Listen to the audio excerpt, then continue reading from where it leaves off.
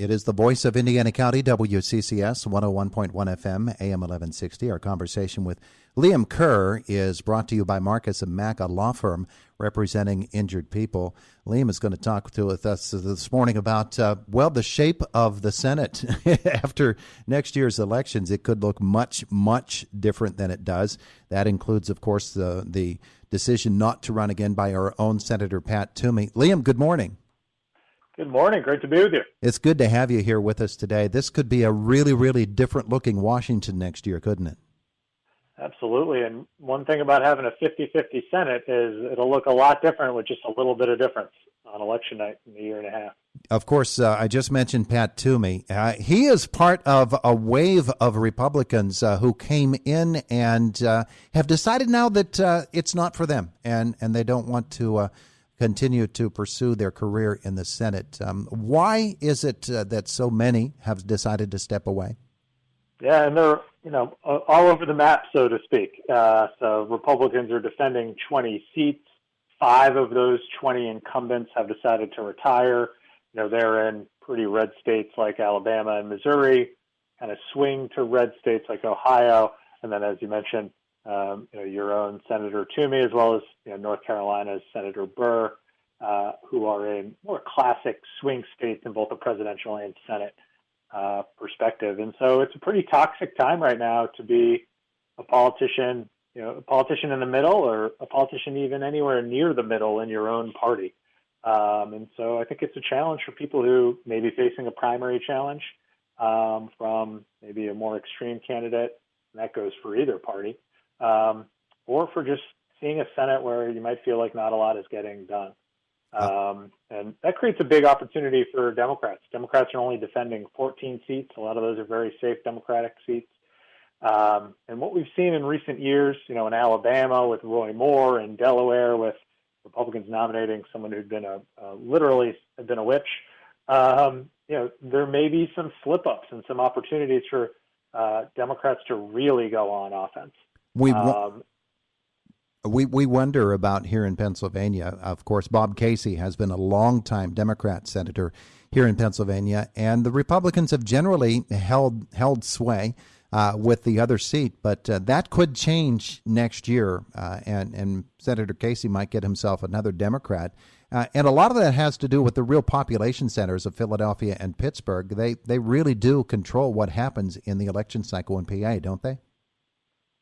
Well, what we've seen is one Republican commentator has called it a trade. There's been effectively a trade between more rural, previously Democratic voters who've moved Republican, and you see a lot of suburban, more white-collar workers who have moved from being classic kind of moderate Republicans to Democrats. And so, it's not necessarily the urban center that's moving. You actually see some trends towards Republicans, towards Trump in those communities.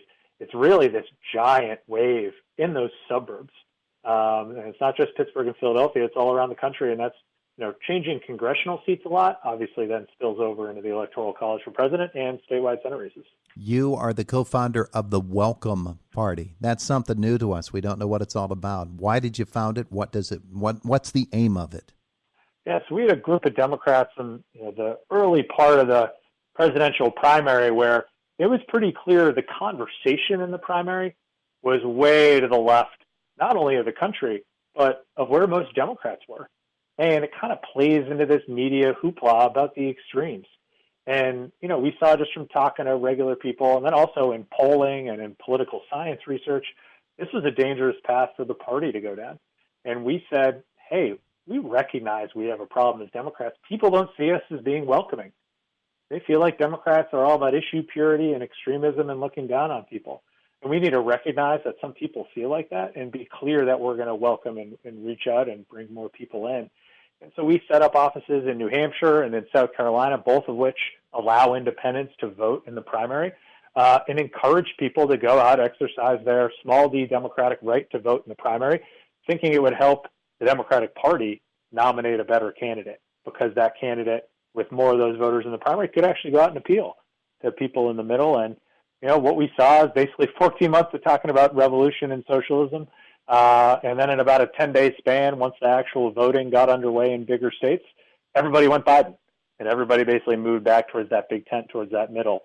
And we think that the party really needs to embrace being welcoming, reaching out, being okay with difference, and set a new tone in a pro-partisan way, not just attacking the other side all the time. He's Liam Kerr, the co-founder of the Welcome Party. We only have a moment or so left with him. Liam, there is a perception, and I don't know how accurate it is, you can tell me, that Democrats rally around that letter D far more than Republicans rally around the letter R. Is that true?